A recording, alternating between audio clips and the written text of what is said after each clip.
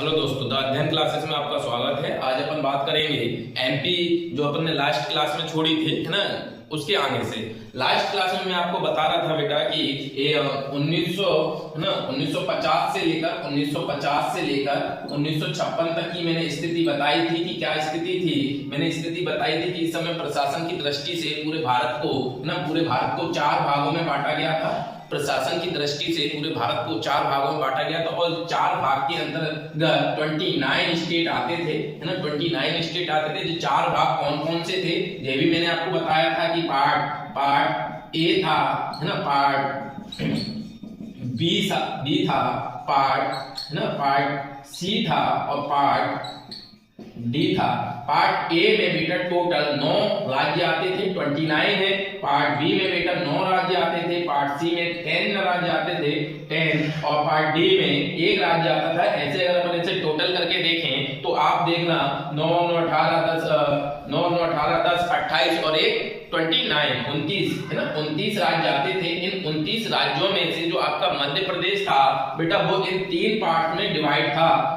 3 part में divide था। अब देखो सबसे बड़ी विडंबना क्या है। विडंबना यह है कि एक मध्य प्रदेश है और एक मध्य प्रदेश पार्ट ए में डिवाइड है, पार्ट बी में डिवाइड है, पार्ट सी में डिवाइड है और इन तीनों के मुख्यमंत्री अलग अलग है, इन तीनों के कैपिटल है वो अलग अलग है, सब कुछ अलग अलग है। एक मुख्यमंत्री, एक मध्य प्रदेश और एक मध्य प्रदेश के 3 मुख्यमंत्री, 3 गवर्नर और 4 कैपिटल, है ना। 4 कैपिटल, क्योंकि इसकी 2 कैपिटल थी, एक इंदौर एक ग्वालियर, है ना, एक इसकी थी, है ना। तो 4 कैपिटल, है ना, 4 कैपिटल। तो इसके लिए अब इसे समझने के लिए अपन थोड़ा सा पीछे चलते हैं, इस डेट के पीछे चलते हैं, है ना। हुआ क्या था देखो बेटा, जब भारत आजाद हुआ था 1947 में जब भारत आजाद हुआ था तो उस समय भारत में कई छोटी बड़ी रियासतें थी, स्वतंत्र रियासतें भी थी, कई छोटी बड़ी रियासतें थी। इनको भारत में मर्ज किया गया था। तो यहाँ पर होता क्या है ना, होता क्या है कि मैंने यहाँ पर आपको बताया था कि मध्य प्रदेश में जब अंग्रेज आते हैं ना, मध्य प्रदेश में जब अंग्रेज आते हैं तो मध्य प्रदेश में जब अंग्रेज आते हैं तो एक जी मैंने बताया था 11 दिसंबर 1800 कब आते हैं, 53 में, 1853 में आते हैं। कहां पर आते हैं, नागपुर में। कहां पर आते हैं, नागपुर में आते हैं। अब जब नागपुर में अंग्रेज आ जाते हैं तो नागपुर के आसपास के 2 क्षेत्रों को, और जिसमें मैंने आपको सागौर और नेरगुड्डा बताया था, इन दोनों को मिलाकर, मतलब इन तीनों क्षेत्रों को मिलाकर एक नया क्षेत्र बनाते हैं अपने प्रशासन के लिए, जिसका नाम वो रखते हैं सीपी। क्या रखते हैं, सेंट्रल प्रोविंस। इतना मैंने आपको बताया था। और सेंट्रल प्रोविंस की मैंने आपको स्थापना भी बताई थी कि सीपी की स्थापना कब हुई थी। तो आपको ध्यान होगा सेंट्रल प्रोविंस की स्थापना मैंने आपको 2 नवंबर 1861 को बताई थी ना। सीपी की स्थापना 2 नवंबर 1861 को बताई थी। देखो बेटा 1853 में ये आए हैं और आने के बाद में 1853 में जो भारत में आए हैं, आने के बाद में नागौर जीतते हैं, नागौर में आते हैं। उसके बाद नागपुर के बाद में सागौर, है ना, सागौर और नेरगुड्डा, इन तीनों को आपस में मर्ज कर देते हैं। कौन कौन से क्षेत्र को, सागौर, नेरगुड्डा ना और नागपुर। और इनको मर्ज करने के बाद में बेटा ये स्थापना कर देते हैं किसकी, सीपी की, है ना, सीपी की स्थापना कर देते हैं, सेंट्रल प्रोविंस की स्थापना कर देते हैं। उसके बाद में ये हैदराबाद, है ना, हैदराबाद। तो हैदराबाद से बरार को अलग करते हैं, हैदराबाद से बरार को अलग करते हैं और उसकी स्थापना कर देते हैं, बरार की स्थापना 1934 में। और 1934 में ही सीपी को और बरार को आपस में मर्ज कर देते हैं। इस कारण इसका नाम हो जाता है सेंट्रल प्रोविंस एंड बरार। क्या नाम हो जाता है, सेंट्रल प्रोविंस एंड बरार। तो बेटा 1947 से ना, जब भारत आजाद हुआ था तो 1947 तक जब भारत आजाद हुआ, 1861 से 1863 से कब तक, 1947 तक ना, जब भारत आजाद हुआ तो उस समय Madhya Pradesh central province and Brar के नाम से जाना जाता था। अगर कभी क्वेश्चन आ जाए कि 1947 में मध्य प्रदेश को किस नाम से जानते थे, तो सेंट्रल प्रोविंस एंड बरार के नाम से जानते थे। किस नाम से जानते थे बेटा, सेंट्रल प्रोविंस एंड बरार के माध्यम से। अब यहाँ पर होता क्या है, यहाँ पर अब देखना आपकी, जहां पर अंग्रेजों का शासन था, जो क्षेत्र पर मान लो ये आपका पूरा भारत है, मान लो कि ये आपका पूरा भारत है, इस भारत में इस वाले क्षेत्र में अंग्रेजों का शासन है ना, इस वाले क्षेत्र में अंग्रेजों का शासन है। यहाँ पर इधर हमारे जो देसी राजा है उनका शासन है, यहाँ पर जो देसी राजा है उनका शासन है। तो बेटा अब है तो पूरा भारत, तो बेटा यहाँ पर अंग्रेजों का शासन है, यहाँ पर अंग्रेजों का शासन है, उसे बोला जाता था ब्रिटिश भारत, है ना। कौन सा भारत? ब्रिटिश भारत। और यहाँ पर देसी राजाओं का शासन था, वो हमारा देसी भारत था, देसी रियासतें, देसी भारत, है ना, ये भारत था। तो अब यहाँ पर हुआ क्या कि जहां पर अंग्रेजों का शासन था वो पूरा पार्ट ए के अंतर्गत आता था। तो पार्ट ए में यहाँ आपको बताऊं, है ना, पार्ट ए। तो बेटा जो पार्ट ए है ना, तो यहाँ पर आपको बताऊं पार्ट ए। तो पार्ट ए के बारे में आपको क्या क्या ध्यान रखना है, इंपोर्टेंट फैक्ट आपको ध्यान रखना है पार्ट ए के बारे में। बेटा पार्ट ए, तो पार्ट ए के बारे में आपको ध्यान रखना, पार्ट ए में कौन सा क्षेत्र आता था, तो आप ध्यान रखना पार्ट ए में बेटा आपका छत्तीसगढ़ और बघेलखंड वाला क्षेत्र आता था। कौन कौन सा क्षेत्र आता था, कभी क्वेश्चन में ये आ जाएगा पार्ट ए में कौन कौन से क्षेत्र आते थे, तो छत्तीसगढ़, है ना, छत्तीसगढ़ और बघेलखंड वाला जो क्षेत्र है ना वो आता था पार्ट ए में। कौन से क्षेत्र आते थे, तो छत्तीसगढ़ और बघेलखंड वाला, मैं आपको मैप दिखा दूंगा उसमें देखना, है ना, यहाँ पर छत्तीसगढ़ और बघेलखंड वाला क्षेत्र आता था। और बेटा इसमें एक चीज और ध्यान रखना, पार्ट ए में आपको ध्यान होगा, मैंने अभी बताया कि पार्ट ए के बारे में दो आपको डेट ध्यान रखनी है। कौन कौन सी डेट ध्यान रखनी है, एक तो सीपी वाली स्थापना, क्योंकि पार्ट ए को अपन सीपी एंड बरार के नाम से जानते हैं, इसके नाम से जानते हैं सीपी एंड बरार के नाम से, सीपी एंड बरार के नाम से जानते हैं, इस नाम से सीपी एंड बरार के नाम से। तो अगर कभी क्वेश्चन आया सीपी एंड बरार में कौन कौन से क्षेत्र शामिल थे, तो आपको ध्यान रखना छत्तीसगढ़ और बघेलखंड, कौन कौन से, छत्तीसगढ़ और बघेलखंड शामिल थे। और बेटा पार्ट ए के बारे में आपको ध्यान रखनी है, पार्ट ए में टोटल 15 रियासतें आती थी। कितनी रियासतें आती थी, रियासतें, तो टोटल 15 देसी रियासतें पार्ट ए के अंतर्गत आती थी, है ना। पार्ट ए के अंतर्गत कितनी रियासतें आती थी, 15 रियासतें आती थी। और अब 15 रियासतें, तो ये आपको 15 रियासतें मिलाकर क्या बन गया था, CP and Berar part A बन गया था। और बेटा इसके बारे में एक चीज और ध्यान रखना है, इसके जो प्रथम मुख्यमंत्री बनाए गए थे ना, प्रथम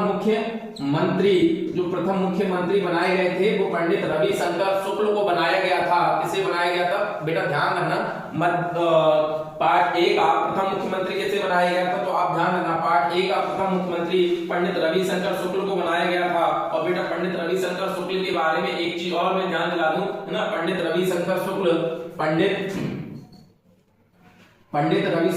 के बारे में एक चीज और ध्यान बता दूं कि जब हमारे मध्य प्रदेश की स्थापना हुई थी 1 नवंबर 1956 को, तो वो मध्य प्रदेश के फर्स्ट सीएम भी बनाए गए थे, है ना, मध्य प्रदेश के फर्स्ट सीएम भी बनाए गए थे। और पार्ट ए के भी फर्स्ट सीएम थे पंडित रविशंकर शुक्ल। और बेटा एक विशेष फैक्ट और ध्यान रखना, इंपोर्टेंट फैक्ट ध्यान रखना कि इंपोर्टेंट फैक्ट क्या है कि पंडित रविशंकर शुक्ल आज तक, अभी तक के इतिहास में मध्य प्रदेश के एकमात्र ऐसे मुख्यमंत्री हैं जिनकी मृत्यु अपने कार्यकाल के दौरान हुई है, कौन, पंडित रविशंकर शुक्ल। अगर कभी क्वेश्चन आ जाए कि मध्य प्रदेश के कितने मुख्यमंत्रियों की मृत्यु अपने कार्यकाल के दौरान हुई है, तो बेटा आपको ध्यान रखना है एक मुख्यमंत्री, कौन सा, मध्य प्रदेश का फर्स्ट मुख्यमंत्री पंडित रविशंकर शुक्ल। बेटा इन्हें कितने दिन के मुख्यमंत्री थे, पार्ट ए को मर्ज नहीं करना है, अभी अपन को मर्ज करना है केवल मध्य प्रदेश के बारे में। मैं आपको बता रहा हूं कि मध्य प्रदेश के कितने महीने या दिन के मुख्यमंत्री थे। तो बेटा मध्य प्रदेश की स्थापना मैंने आपको बताई थी 1 नवंबर 1956 को हुई थी। तो 1 नवंबर 1956 को ही पंडित रविशंकर शुक्ल को, पंडित रविशंकर शुक्ल को मध्य प्रदेश का फर्स्ट मुख्यमंत्री बनाया गया था 1 नवंबर 1956 को। और बेटा इनकी जब मृत्यु की बात आती है तो इनकी मृत्यु अपने पद पर रहते हुए हुई है। इनकी मृत्यु कब हुई है बेटा, तो यहाँ पर आप ध्यान रखना 31 31 दिसंबर 1956 को इनकी मृत्यु हो जाती है। इनकी मृत्यु हो जाती है 31 दिसंबर 1956 को। तो बेटा यही एकमात्र ऐसे मुख्यमंत्री हैं जो अपने कार्यकाल के दौरान एक्सपायर हुए थे, है ना। अगर कभी क्वेश्चन ये आ जाता है कि मध्य प्रदेश के कितने मुख्यमंत्री अपने कार्यकाल के दौरान एक्सपायर हुए हैं, तो आपको ध्यान रखना है एक मुख्यमंत्री। और बेटा कौन सा मुख्यमंत्री है? पंडित रविशंकर शुक्ल, जो मध्य प्रदेश का एक फर्स्ट मुख्यमंत्री है और एकमात्र मुख्यमंत्री है। और इससे पहले जो पार्ट ए के मुख्यमंत्री भी रहे थे, है ना। और टोटल कितने कितने महीने? तो बेटा 1 नवंबर से, है ना, 1 नवंबर से 31 दिसंबर कितना हो रहा है? 2 महीने, है ना, 2 महीने। और लगभग कितने दिन हो रहे हैं? 61 दिन के आसपास हो रहे हैं। 61 दिन के आसपास काउंट कर लेना, 61 दिन के आसपास हो रहे हैं। तो 2 महीने 1 दिन आप बोल सकते हो, है ना। 2 महीने 1 दिन के जो मुख्यमंत्री रहे थे, ठीक है। इनके बारे में आपको ये ध्यान रखना, पंडित रविशंकर शुक्ल बहुत इंपॉर्टेंट फैक्ट है। इंपॉर्टेंट फैक्ट क्या है कि कितने मुख्यमंत्री अपने कार्यकाल के दौरान एक्सपायर हुए हैं? बेटा कितने? तो एक मुख्यमंत्री। हाँ, अगर कभी ऐसा क्वेश्चन आ जाता है, एक क्वेश्चन, और जब एक्सपायर मंत्रियों की बात आ रही है तो एक क्वेश्चन ऐसा आ जाता है कि भारत के कितने प्रधानमंत्री अपने पद पर रहते हुए एक्सपायर हुए हैं? भारत के कितने प्रधानमंत्री अपने पद पर रहते हुए एक्सपायर हुए? तो बेटा आप मुझे बताओ कि कितने प्रधानमंत्री अपने पद पर रहते हुए एक्सपायर हुए? बेटा आप ध्यान रखना, कितने प्रधानमंत्री हैं? बेटा 3 प्रधानमंत्री अपने पद पर रहते हुए एक्सपायर हुए। एक का नाम तो आप सबको मालूम होगा, पंडित जवाहरलाल नेहरू अपने पद पर रहते हुए एक्सपायर हुए थे। दूसरे का नाम आपको मालूम होगा, इंदिरा गांधी अपने पद पर रहते हुए एक्सपायर हुई थी। और तीसरे का नाम बताओ, क्या नाम था? तीसरे का नाम था राजीव गांधी? नहीं भैया, राजीव गांधी नहीं। राजीव गांधी प्रधानमंत्री के पद पर रहते हुए एक्सपायर नहीं हुए, बल्कि लाल बहादुर शास्त्री अपने पद पर रहते हुए एक्सपायर हुए हैं। बेटा 3 प्रधानमंत्री भारत के अपने पद पर रहते हुए एक्सपायर हुए हैं। कौन कौन से? जवाहरलाल नेहरू, इंदिरा गांधी, है ना, इंदिरा गांधी, और राजीव गांधी नहीं। बहुत से लोगों को याद आ जाता है राजीव गांधी पद पर रहते हुए एक्सपायर हुए हैं, है ना। तो राजीव गांधी नहीं हुए।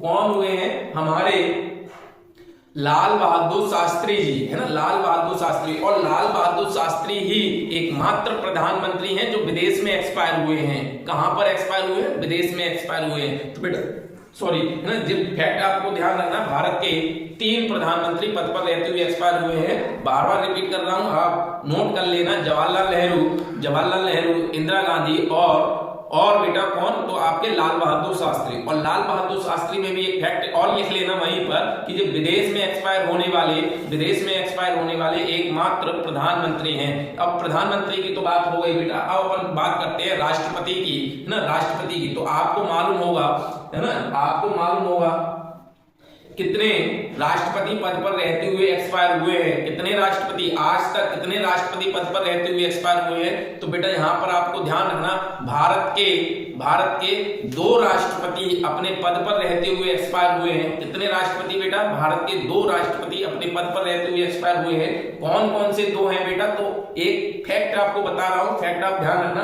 कि आज तक के इतिहास में 1947 से जब से भारत आजाद हुआ है, और आज तक के इतिहास जब से हमारा संविधान लागू हुआ है, ये हमारा संविधान 26 जनवरी 1950 से, है ना, आज तक के इतिहास में हम बात करें तो बेटा 3 ही मुस्लिम व्यक्ति राष्ट्रपति बने हैं।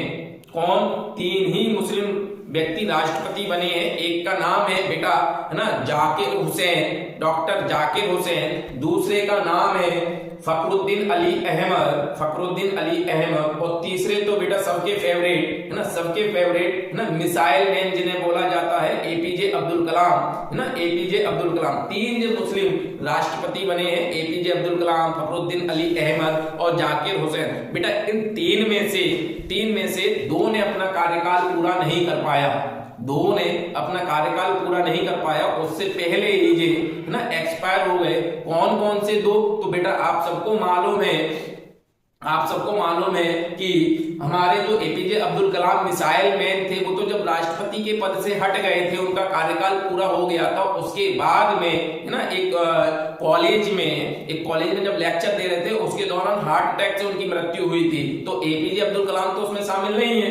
तो बेटा 2 कौन कौन से? तो साफ है, एक एक है जिनका नाम है जाकिर हुसैन और दूसरे का नाम है फखरुद्दीन अली है अहमद, फखरुद्दीन अली अहमद। तो बेटा जो दो नाम ध्यान रखना कि दो मुस्लिम राष्ट्रपति अपने कार्यकाल को पूरा नहीं कर पाए हैं, जाकिर हुसैन और फखरुद्दीन अली अहमद। लेकिन जो तीसरे राष्ट्रपति हैं, सबके प्यारे राष्ट्रपति हैं एपीजे अब्दुल कलाम, है ना। तो एपीजे अब्दुल कलाम ने अपना कार्यकाल पूरा किया था। तो उम्मीद करता हूं जो दो फैक्ट आपको, है ना, बहुत ही अच्छे लगे होंगे। इन दोनों फैक्टों को ध्यान से कहीं लिख लेना बेटा। इसके बाद अपने आते हैं अपने टॉपिक पर। अपना जो टॉपिक चल रहा था वो मैं आपको ये बता रहा था कि पार्ट ए, जो पार्ट ए है जिसे अपन सेंट्रल प्रोविंस एंड बरार के नाम से जानते हैं, उसमें छत्तीसगढ़ और बघेलखंड का क्षेत्र आता था और उसमें बेटा 15 रियासतें शामिल थी। कितनी रियासतें शामिल थी? 15 रियासतें शामिल थी। और इसके प्रथम मुख्यमंत्री पंडित रविशंकर शुक्ल को बनाया गया था और प्रथम राज्यपाल इसके पार्ट ए के किसे बनाया गया था? तो इसका ध्यान रखना, इसके राघवेंद्र, है ना, ई राघवेंद्र को इनका ई राघवेंद्र को इसका प्रथम गवर्नर बनाया गया था। कौन? राघवेंद्र, ई राघवेंद्र। बेटा राघवेंद्र से एक फैक्ट और ध्यान आया, कभी क्वेश्चन में ये आ जाता है कि इतिहास में किस महान योद्धा के गुरु का नाम राघवेंद्र था? राघवेंद्र ना, राघवेंद्र जो नाम है, जो मध्य प्रदेश जो पार्ट ए है, पार्ट ए के फर्स्ट गवर्नर बनाए गए थे राघवेंद्र को, है ना, राघवेंद्र, जिसे ई राघवेंद्र भी बोला जाता है, फर्स्ट गवर्नर, है ना, ई राघवेंद्र। तो आप यहाँ पर ध्यान रखना, अभी मैं बोल रहा था कि इतिहास में राघवेंद्र नाम के एक महान गुरु भी हुए हैं। किस योद्धा के गुरु हुए हैं? तो आपको ध्यान रखना है राघवेंद्र नाम के गुरु महाराणा प्रताप के गुरु है ना। अगर कभी क्वेश्चन आए कि महाराणा प्रताप के गुरु का नाम बताइए, तो आप बताना कि महाराणा प्रताप के गुरु का नाम राघवेंद्र है। बेटा एक क्वेश्चन हिस्ट्री में और आता है कि पूछा जाता है कि महाराणा प्रताप के घोड़े का क्या नाम था? तो घोड़े का नाम तो हर किसी को मालूम है कि चेतक था, लेकिन अगर ये क्वेश्चन आ जाए कि महाराणा प्रताप के हाथी का क्या नाम था? महाराणा प्रताप के पास में एक हाथी भी था, प्रिय हाथी था, उसका नाम क्या था? तो बेटा ये कभी कभी क्वेश्चन आता है, तो आपको नाम ध्यान रखना है राम प्रसाद। क्या नाम ध्यान रखना है बेटा? राम प्रसाद।